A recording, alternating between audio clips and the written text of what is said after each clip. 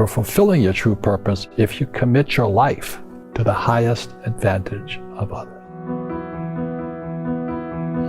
I wrote Rich Dad, Poor Dad because I'm serving a mission to serve my fellow human beings. Because the school system will never teach you about money. They teach people to be poor. Poor people say, I can't afford it, I can't do that, I don't have time, because it's an escape. The reason they're poor is they haven't failed. It's that fear mentality. You play it safe and you don't introduce new risks into your life. We've got to change what we teach our kids. Introduce a real different mindset. How can I afford it? How can I do that? A question opens the mind, a statement closes the mind. One of the greatest ways to acquire great wealth is playing Monopoly in real life. So my game financially is business, number one. Second is real estate. And that's why I pay no taxes. My success comes from spirituality, not finance. Every time I failed, it was like, okay, what have I learned? I grow from it. But we have a mission to do. You do not belong to you. You belong to the universe. What does God want done that I might be able to lend a hand at doing? I don't think God likes people being poor.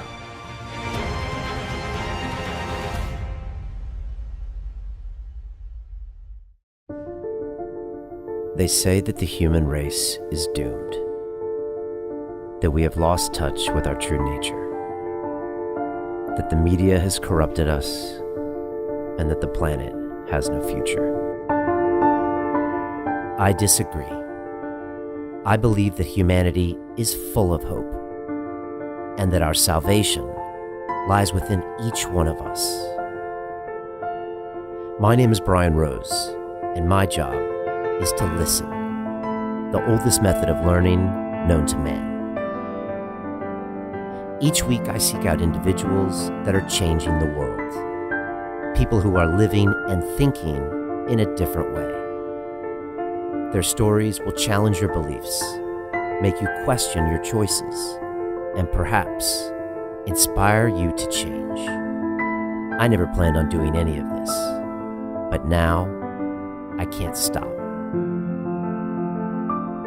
Join me on this mission and make humanity something we can all be proud of. I am super excited to share this conversation with Robert Kiyosaki. I first had the chance to speak with him over 5 years ago, before we had any of this studio. And now I got to go to Phoenix, Arizona to speak with this legend. He's the author of Rich Dad, Poor Dad, which is the #1 selling personal finance book of all time, over 30 million copies. And Robert has been there and done that. He started companies, built real estate empires, and taught people how to have a rich mentality. And that's the thing about Robert. He had 2 dads when he was a kid. One was his natural dad, one was his best friend's dad, and one had a poor mentality and one had a rich mentality. A poor person says, how can I afford that? The rich person actually goes out and says, what can I do to make this a great investment? And so that's what I love about Robert. He always looks at things in a great perspective. We had a great talk about his career, his wife, his time in Vietnam, and what it's like to really understand business today, and I know you're going to love it.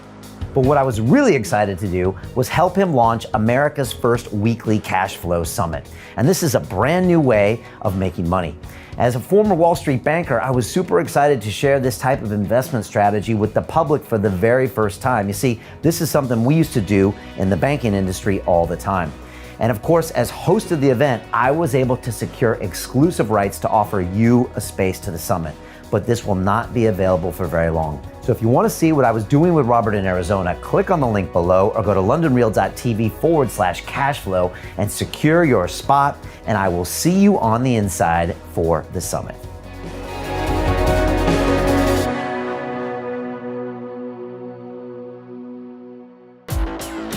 London Real doesn't stop when the conversation ends. You see, that's when we get started. Because everything begins with a thought, and then comes the action. The London Real Academy is our global transformation platform. Here we bring together thousands of students from over 75 countries. Whether you want to build a profitable business from your passion, or learn to speak to inspire, or broadcast yourself with your very own podcast, or accelerate your life to become a high-performance person, we have the online accountability course and personal mentoring program that will make your dream a reality. Join us, and we'll take your life to the next level together. Our next accelerator course is starting soon. Hi, it's Brian Rose from London Real. You probably know that we've just recently been re-platformed on YouTube after 25 months completely in the dark. The truth is, I really need your help. What I really need you to do is click on that subscribe button right now, like this video, and maybe even leave a comment or share the link with friends. We're really fighting against an algorithm that's tried to keep us quiet for so long. And the more subscribers we have, the more people watch our content, the better guests we can bring you, the better content, and we can continue transforming lives. We've been doing this for 14 years now. I want to do this for another 14 years, but I really need your help. So click on that subscribe button, like the video, leave a comment, share this, and we're going to continue to bring you more and more great content. Thank you. This is London Real. I am Brian Rose. My guest today is Robert Kiyosaki, the entrepreneur, educator, and investor, best known as the author of Rich Dad, Poor Dad, the #1 personal finance book of all time. You've challenged and changed the way tens of millions of people around the world think about money, and you become a passionate and outspoken advocate for financial education. I'm here on location with you in Scottsdale, Arizona. Robert, welcome back to London Real. Well, thank you. I enjoyed our last interview. Yeah, it was fantastic. It's been a great day here, and yesterday as well, spending time with you. Yesterday was one of the highlights of my life, so it was fantastic. Well, it was you and me and Jim Rickards. And why was that the highlight of your life? What was happening that day that made you feel that way? Well, you ever seen a kid, like they're playing football or baseball, whatever the sport is, and they go onto the field and they meet their hero, they'd be like meeting David Beckham or somebody like that. Well, to me, Jim Rickards and Naomi Prince and a lot of the people I run around with now were my heroes. I mean, they were the guys on the field. And I said, God, they're so smart. They're insiders into this world. And so to actually be sitting next to Jim and working on projects together, and I'm going, why am I here? So that would be like, David Beckham and I playing soccer together. I mean, it's not supposed to be possible, So hanging out with Jim Rickards and Naomi and you, and it's like it's not supposed to be. It's impossible. But dreams do come true. Because you always thought you were the outsider, and now you're hanging out with the quote-unquote insiders, and Correct. You're agreeing on everything with them. Correct. And a lot of people get financial advice from outsiders. If maybe a financial planner, a stockbroker, a real estate broker, but they're not on the inside of the deal. And one of the reasons I like being an entrepreneur and being a real estate guy is I'm always trading from the inside. I know the deal. I'm part of the deal. I am the deal, But the average person who buys like stocks, bonds, mutual funds, ETFs, and saves money, they're outsiders. They have no idea what's going on between them and the real world of insight. So Jim Rickards and Naomi Prince, they were with, Jim was with the CIA, long-term capital management, the Pentagon, and they're the inside on what's going on with money. Naomi Prince was with Solomon and Lehman Brothers and Goldman Sachs. They're insiders. And I was this little guy on the outside trying to figure out, what are those guys doing? How are it's almost like, what's the wizard doing? How is the wizard pulling these handles and all this? And we're all outside jumping around doing as they tell us. You should save money. Okay, I'll save money. You should buy stocks. Okay, I'll buy stocks. You should put some money in bonds. Okay, I'll buy. And I said, there's a wizard in there. I want to know who that wizard is. And so Jim and these guys are as close to the wizard as I could get.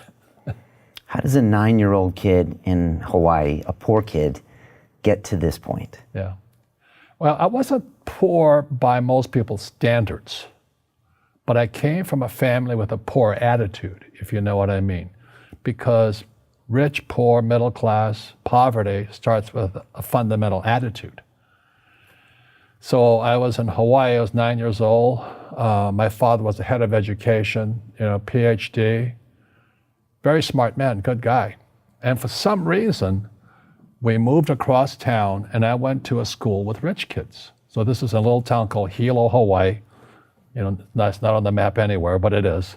It's a sugar plantation town. So when I was 9 years old, I moved to this rich kid's school. And suddenly I realized I was poor because it's relative, as Einstein, it's all relative. And my classmates were mostly white guys. And I was one of the few Asians in the class. And these guys, their fathers owned the banks, they owned the plantations, they owned the car dealerships, they owned the meat packing company, they owned the ranches. And I'm going, how come my dad doesn't own that?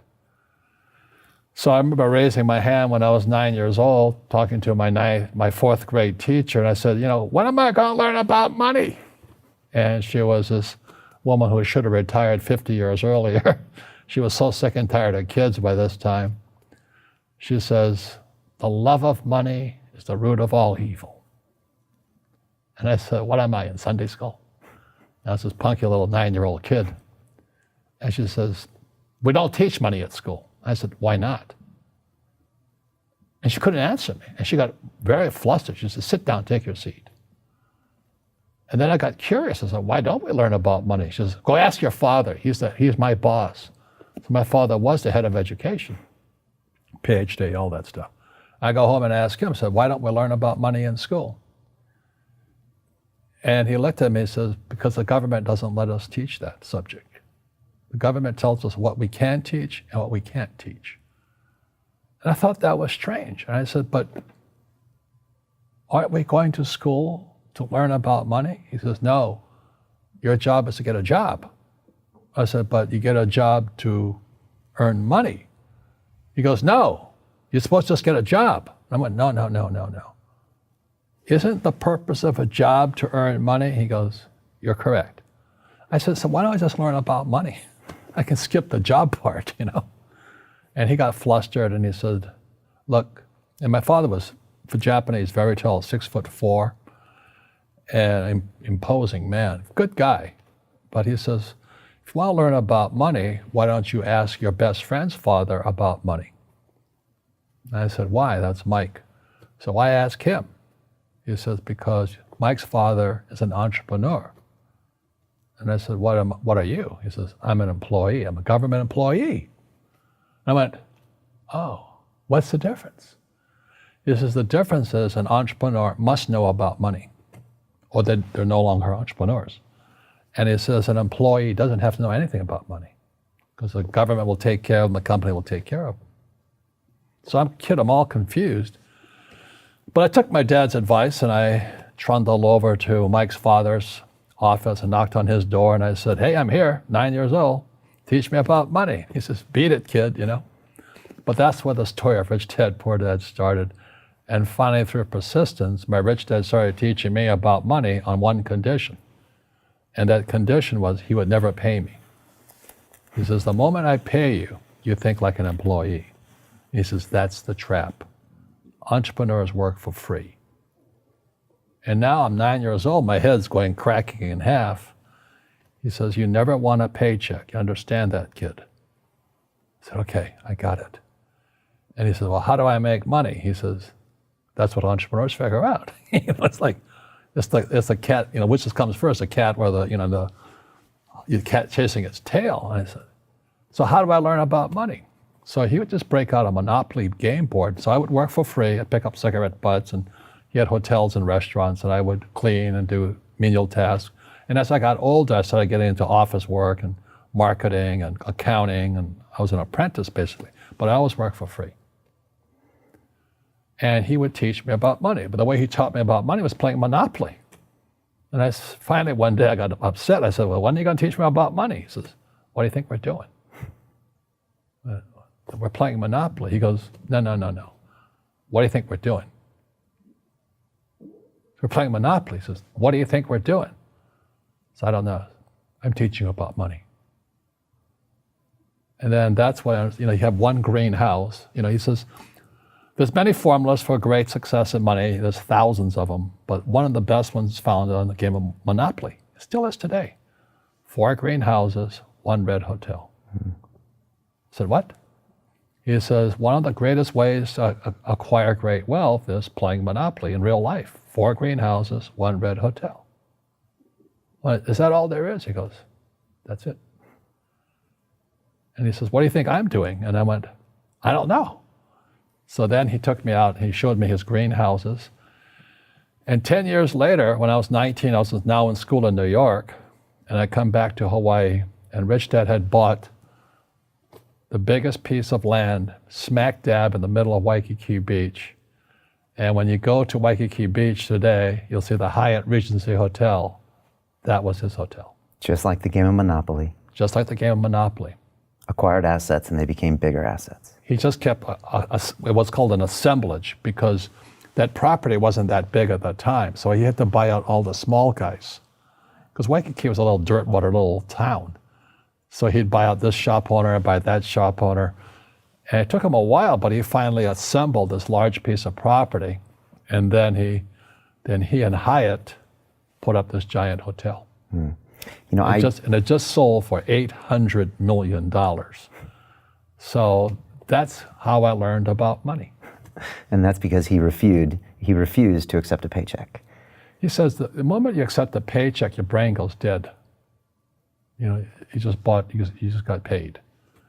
He says, as long as you're hungry, you'll think. And he was a great, great teacher. So today when people ask me what I do, they know me as the author of Rich Dad, Poor Dad. I just say I play Monopoly. So I own greenhouses, I own big hotels, I own oil wells, golf courses, businesses. I'm just playing Monopoly. That's all I do.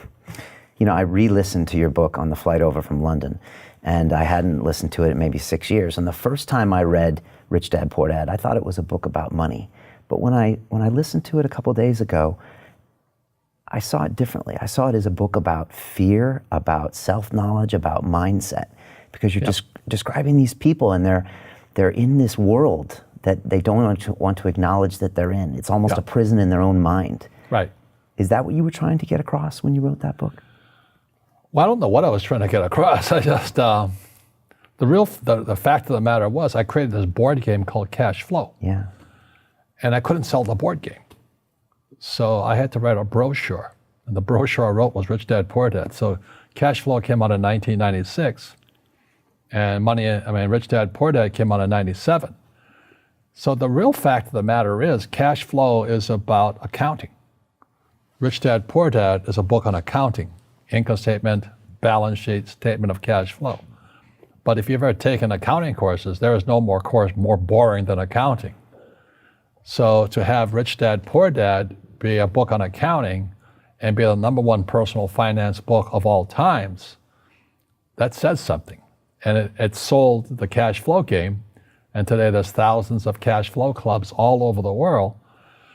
And the mission statement was people teaching people. You can bypass that school system because the school system will never teach you about money. The school system was designed to teach you to be an employee, which is important, or a doctor or a lawyer, a specialist, but never about money. So once I got old enough and I had already retired and I was rich and I was fairly well off, it was kind of a social conscience. I said, I have to share what I know. So that's why it took till 1996 for the Cash Flow board game to come out, because I could see this crash coming, which came out in 1998. And then Rich Dad, Poor Dad came in 97. And the story goes, every publisher turned me down. They said, you don't know what you're talking about. Because they said savers were losers, your house is not an asset, and the rich don't work for money. And so the publishers are like my dad, academic superstars, they're the A students in school. And so they turned the book down. And it took going by self-published route. A lot of network marketing companies picked up the book, like Amway and those guys. And they picked up the book to help recruit because it's about financial independence. They're about the same thing I am. And then Oprah called in 2000. And then the next time I'm on Oprah, and I went from obscurity to world famous, overnight success in 2000. And the book has been on the New York Times bestsellers for 7 years until the New York Times took it off. They said it had been on too long. But as you know, I mean, most people in publishing or journalism, they're on the other side of the coin of capitalism, you know. So they don't like guys who make money. And that's like my poor dad's side. So that's kind of the story. And, you know, I play Monopoly in real life. I don't need a job. I don't have a retirement. I don't need a retirement. I don't want the government to take care of me. But I felt a social responsibility to teach. And that's what my rich dad did for me. And you said the book is about accounting, and it is an amazing book on accounting because it makes it understandable. Yeah. I took accounting in business school, and I know what you mean. It's boring. It's boring. Yeah. But it is also a book about your own fears, and I think that's why it resonates with people, because you're telling them things they know is true. They know when they look in the mirror they're not making the correct choices, they're not being disciplined, they're doing the wrong thing, and they know they're unhappy, in fear their whole lives, waiting for the next paycheck. And it's understandable. You know, we all have fear. You know, to be truthful, we all have fear. It's just how you deal with it. And, you know, Einstein said, you know, imagination is more important than knowledge, but knowledge empowers imagination. And what most people lack is real business knowledge, like accounting, you know, like debt, like taxes. You got to know that stuff, but they don't teach it in school to anybody.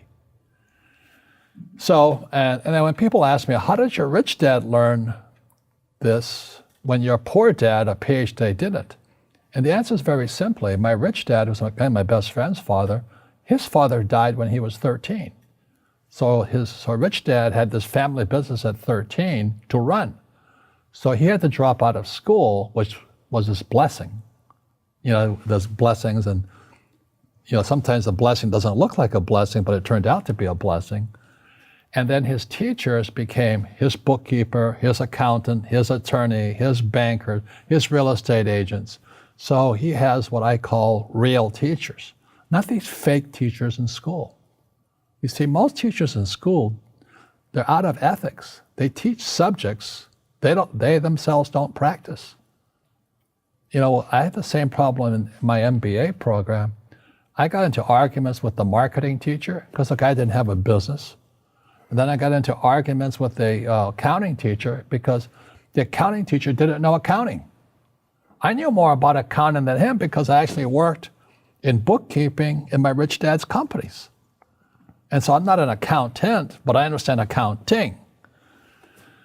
So that was the end of my school years because I understood what a fake teacher is. A fake teacher is somebody who just wants a job and they'll teach anything. You know, they teach you how to shine shoes if you pay them more money. But they really don't know what they're teaching. For example, my calculus teacher, went to military school in New York, and I asked the teacher, I said, you know, I'm in my 3rd year of calculus now. It was called strength of materials. I said, am I ever going to use this stuff? He goes, no. You know, I said, why do you teach it? Because I get paid. I said, do you ever use it? He goes, no. And that's why, you know, you have to, in life, one of the things I suggest to people, you got to find a real teacher versus a fake teacher. And a fake teacher is somebody who doesn't do what they teach. And a real teacher is doing what they teach every day. So my accountants, my attorneys, they're in it every single day. And that's how I learn, because every day I'm solving problems in my business. So I have accountants and attorneys and bankers and all these people on speed dial because I'm solving problems with my team. That's how I got smart. That's how you got smart. How are we doing 21 years later since this book was published? There's more information out there than ever. We've got the YouTube, we got internet, everything. Are people better educated about money? No, they're worse off.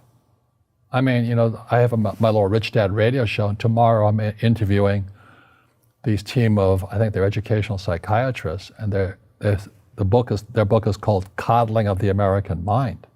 Is how our school systems are making our students weaker. So in school, they have these things called now trigger effects, So you can't, as a teacher, you can't say anything that might upset the student. They don't want anything that might jar their point of view. So if I went into school, I'd be thrown out because I threaten them. I would, and to me, isn't school about opening your eyes and minds to new ideas? But that's now out of the system. So everybody's got to be PC, politically correct now. And it's killing us. It's killing the brains of our kids. They're going backwards. But in their minds, they're more enlightened. They might be. But if I didn't have ideas that shook me, I wouldn't learn anything new. But now these trigger mechanisms, like they don't let you have peanuts anymore. So they found out if you take peanuts away from a child, their propensity to have peanut allergy goes up. So you get out a child, you say you can't have peanuts. So 17% will find out they're allergic to peanuts. But if you gave kids peanuts, only 3% would be allergic to peanuts. And that's kind of the metaphor the book starts with. He says, we're actually making our students weaker in school. Yeah. You did a corporate retreat here about a week ago. You do it every year for the last 21 years, Rich Dad, Poor Dad, or Rich Dad headquarters. Right. And you bring all your people together, and you said you started talking about something new that you didn't always have as a theme of your retreats. What was that? Well, this year, and I'm putting it back into the business, was my success comes from spirituality, not finance. And what happened was when my wife and I started Rich Dad back in 1996, actually, we left the spirituality out. And then the corporate types came in, the MBAs and the accountants and attorneys, and they tried to make it into a business.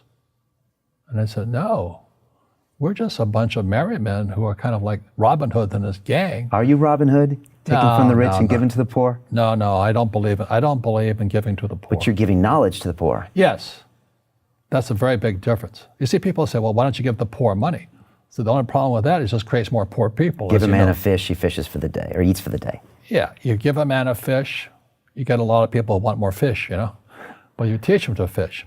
But you are the Robin Hood of knowledge, because I see you giving this knowledge out, and do the rich people cringe and say, don't tell them that, Robin? Yes. Don't tell people what you know. Right. Keep them poor. But, unfortunately, the poor, as was in the Bible, I'm not real religious, the poor will always be amongst us, because it starts up here. Right, it's that fear mentality. It's in their words, and the words become flesh. Again, I'm not really religious. I flunked out of Sunday school also. But when they say I can't afford it or I can't do that, they go down. They become what they say.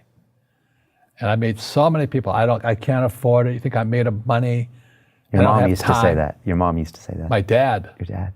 My PhD dad, he says, what do you think I am, made of money? I can't afford that.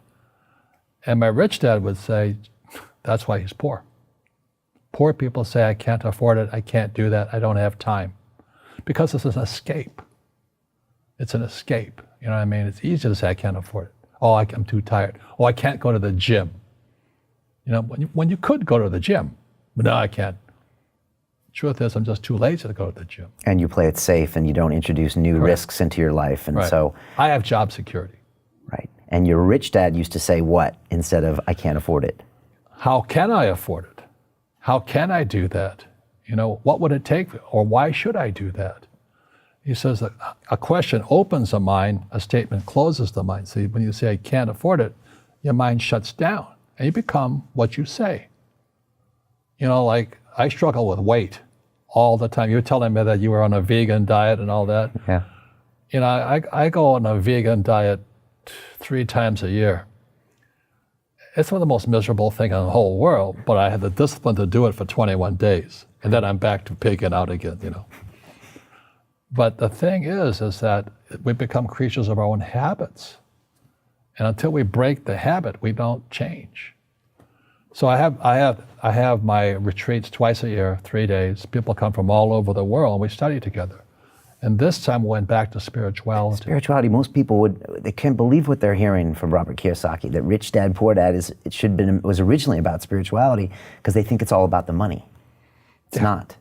Yeah. People say, well, money is not that important to me. Then if money is not that important to you, money is not important to you. I mean, you know what I mean? I don't care about money. The money doesn't care about you. The word does become flesh. Right. Or I'll never be rich.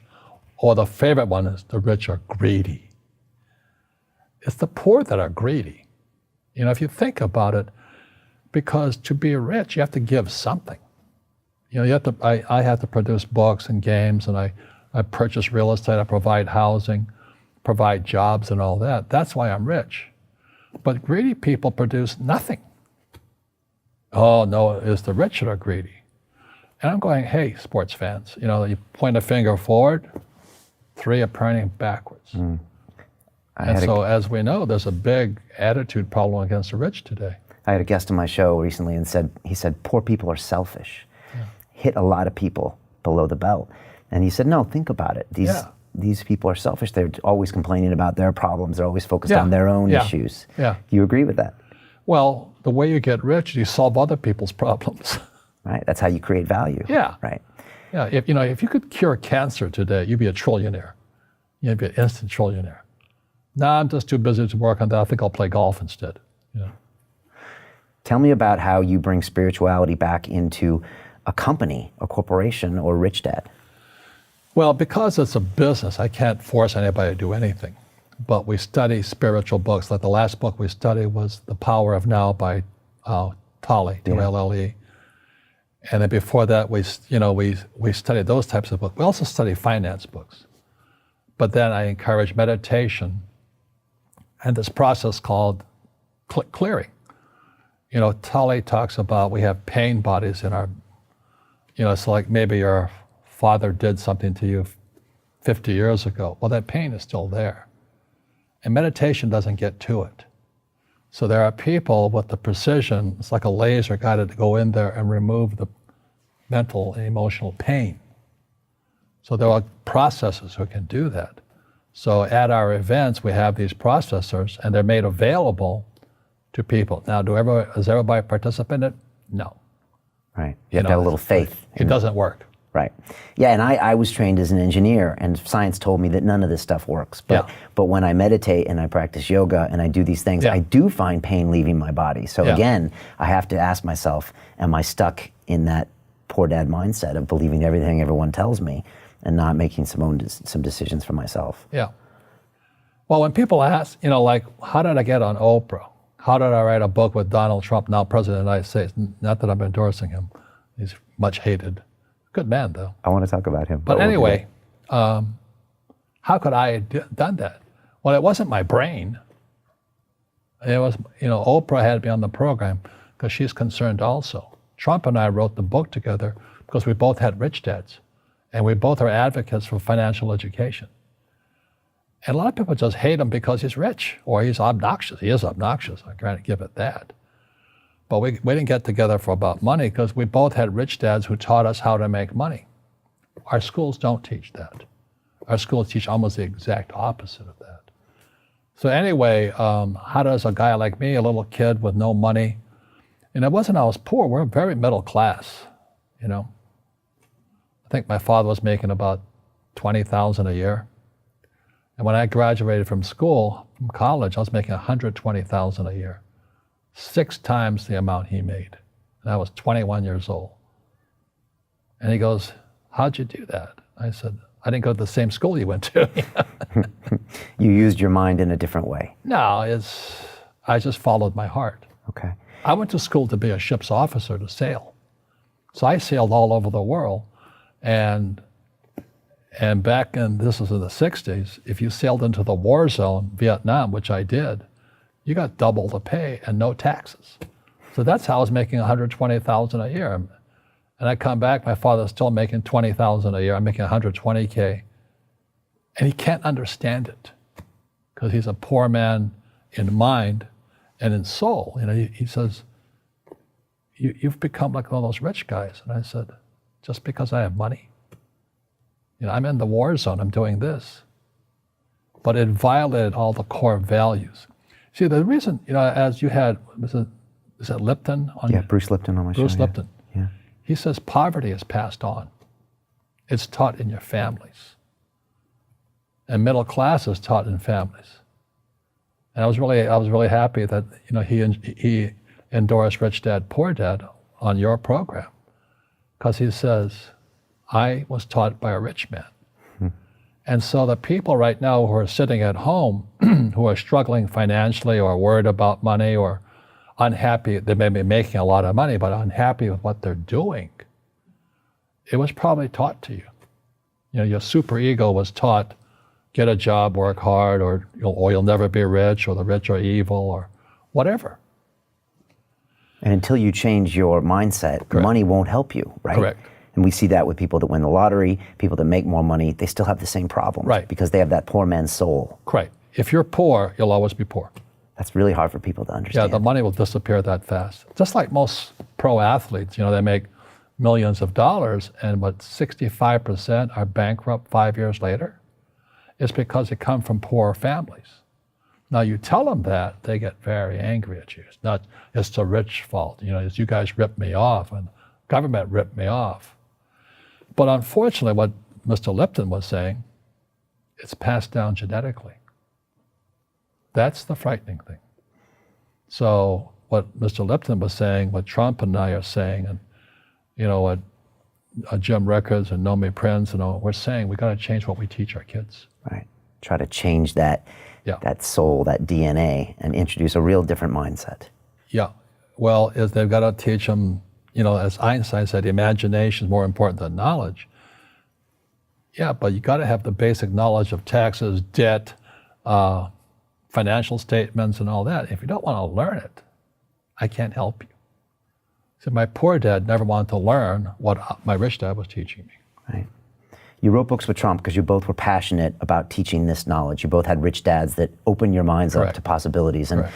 again, it's almost like an investor's mentality. How can I afford this? You're thinking about everything in life as an investment, invested of time, of money. It's an amazing mindset to have. What was that process, writing books with Donald Trump? Not one book, but two books. Right. And what did you learn from him as a man before he even became president? Well, there's no two Donald Trumps. What I mean by that is what you see on TV is what he is. He will not BS you. You know how a lot of politicians have two sides? Trump has one side, and it's the one that's present at that moment. So the thing I appreciated about him, I always knew where I stood. I didn't have to guess. He'd tell you up front. Right. Jim Rickards yesterday, he said, I know that guy. He's a kid that grew up in Queens. Yeah. He's a tough guy. Yeah. Very tough.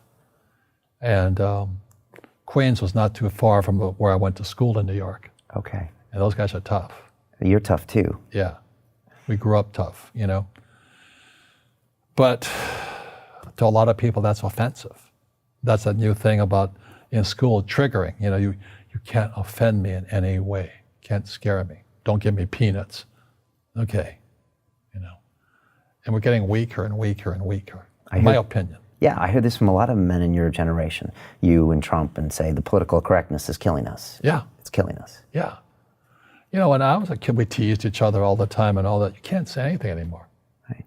You can't tease anybody because they'll sue you. I'm afraid, in my position, I'm never alone with a woman by myself because I can get sued that fast. Does that make sense to you? Yeah. And I don't fool around at all. I love my wife, been married 33 years. But today, you can get accused of anything. You're guilty. Right. It's something sick in our society. Will this change in the next 50 years? It has to, right? Well, one of my best teachers was R. Buckminster Fuller. He created the geodesic dome and all that. Yeah. And he was kind of the guy that straightened me out spiritually. And he always talked about he talked about generalized principles. And these are principles that are always true, no exceptions. So if you drop a stone in the water, the ripple always goes out this way. It's called precession. He says there's no exception. You can't drop a stone in the water and there's no ripple. It's always a ripple. So no matter what we do, we're always creating ripples. So it's called precession. Ephemeralization is our ability to do more with less. So you look at our cell phone now, it has more horsepower than the Sperry computer 50 years ago. That's doing more with less. So humans are getting more and more powerful. We have more power to us. Unfortunately, we're not evolved as human beings. It's horrifying. We're more antagonistic, more antisocial. Social media is antisocial. I don't even get on the thing personally. I'm very controlled at what we say, not like Trump, but because it's so antisocial today. People are so antagonistic. That's the danger part. So the reason I'm speaking on spirituality, we got to evolve. It means meditation, it means yoga, it means praying, it means going to church, whatever it takes. But you got to get back to calm and peace and meditation. What do you make of all this fighting that's going on? I don't live in America anymore, but everyone tells me it's hard. It's hard. horrible. It's hard going to a dinner party because arguments break They out. fight. There's fights everywhere. We're Right. fighting with each other. We're fighting with the environment. Right. How does this play out, and how do you view that? Well, that's what I was getting at. So Fuller talked about the generalized principles. One generalized principle is emergence through emergency. So when you look at the word emergency, the base word is emerge. And what Fuller says, the only way humans evolve is via emergency, Crisis. crisis. And a big one's coming. And it's going to be, as we all know, our banks have ripped us off immensely. They're just a bunch of crooks. I don't know how they can live with themselves. But, the bankers rip off trillions and they get bonused in billions. Nobody goes to jail. That's the sickness of our society. So that's why Trump and I write about financial education. It's almost like self-defense. It's almost like taking judo against our own government and our own banking systems and Wall Street. So that's why we're here with Jim Rickards and Nomi. It's kind of self-defense, teaching people what schools will not teach us. I spoke to you yesterday and asked about the next 3 weeks. You're traveling all around the world. And I said, Robert, why are you traveling so much? And you said, because I need to let people know that this crash is coming and that these problems are out there. You feel like you have a mission to let people know about this. It's a sense of that, yes. And why do I have I have bad luck too. I've had financial crashes. I've had people stab me in the back, but they're all good because I grow from it. That's spirituality. Right. People who are afraid of making mistakes, like they teach in school, they don't ever grow. Because spirituality is there's good and there's bad, there's right and there's wrong, there's up and there's down. Most people only want to be right, they only want to be positive. Well, you can't have that. That's not reality. Your first two businesses, the wallet business was up and then failed, and your next one was up and failed, but you would have never gotten here without those failed. quote unquote bad events. Yeah. Should we stop using that word bad? Yeah, every time I failed, it was like, good. It's okay, what have I learned? And the average person, the reason they're poor is they haven't failed. They play it so safe. They haven't made any mistakes like they taught in school. That means they don't learn anything. That's why the school system's actually fundamentally corrupt. It's anti-education. Right. Don't make mistakes and don't ask for help. And if I didn't ask for help, I have my accountants, my attorneys, my bankers, and all that. I go into business like a rugby team. Boom, boom, and we kick butt. But the average guy is standing there, I'm an A student, I'm going to do this all on myself, and a bunch of rugby players run you over, and you go, well, they're not playing fair.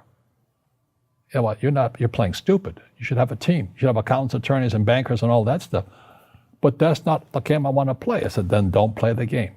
The game of business is played with accountants, attorneys, bankers, hate to say it, politicians. You got to know the game. And you got to play it hard. Yeah, and as I was saying to you, is that I love England because my favorite game is rugby. And I had the benefits in the 70s of playing twice with Blackheath.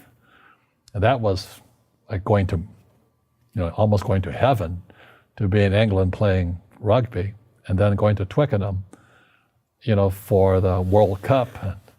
And then I was in Australia to watch Sir Johnny Wilkinson, beat the Aussies in the most powerful rugby game ever played, I believe. It was England versus Aussie. And they went to 2 overtimes.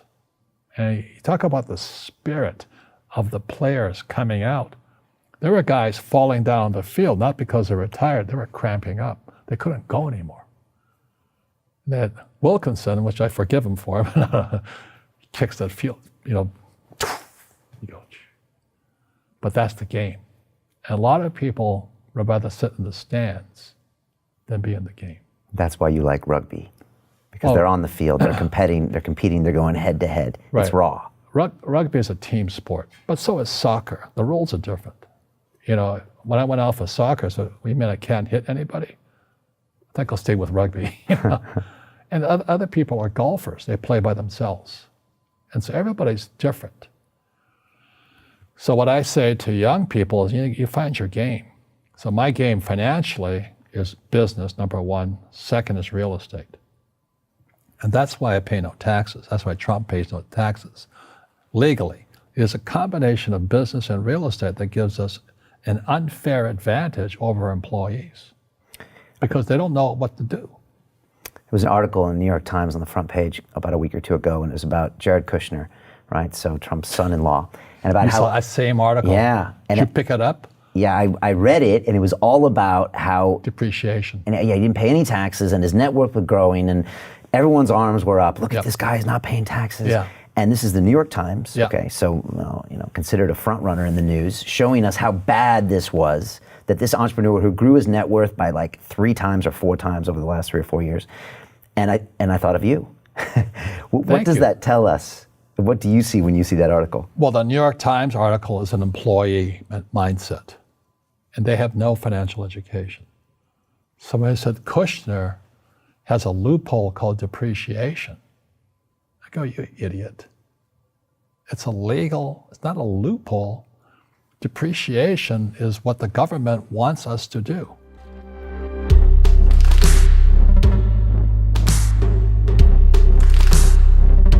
Dubai real estate is exploding, and the biggest money is being made where almost nobody is looking, in premium luxury transformation projects that have historically delivered 40 to 90% annual returns. That is incredible. For years, these opportunities were locked inside private networks. You never saw them. You never had access until now. I've spent 15 years on Wall Street and 5 years studying Dubai up close. And today, for the first time ever, you can invest directly alongside my team. We have just received a brand new project with real potential for outsized returns. And early allocations always fill fast. Click the link and apply now. Your opportunity starts today.